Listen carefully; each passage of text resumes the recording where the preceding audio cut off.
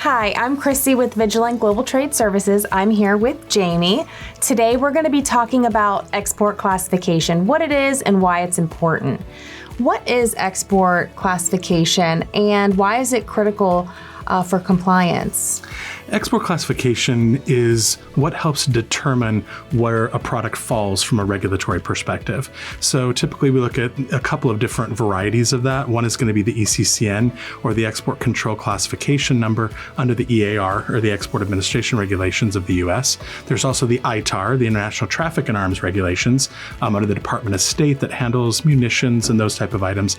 And then if you get across the pond, usually globally, they refer to it more as dual use in the UK and Europe. And that's, again, just determining where those goods fall from a regulatory perspective. So there is a classification project or process of going in and assigning that export classification to those goods so that you know how to handle the export.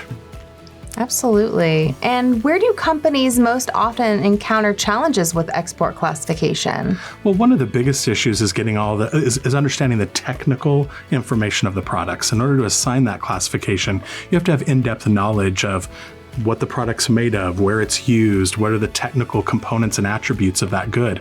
So it is a challenge to try and capture all that information, understand it, making sure that you have someone that can read those descriptions and even know what they mean, especially if you get in areas like very complex, products or things like chemicals or other areas that are a little more complicated. And then the other item is just being able to understand, on the US side, the Commerce Control List, or understanding the other lists out there and being able to interpret where to take your product and put it into that overall nomenclature. So it can be complicated. Absolutely. And what helps improve classification accuracy and consistency?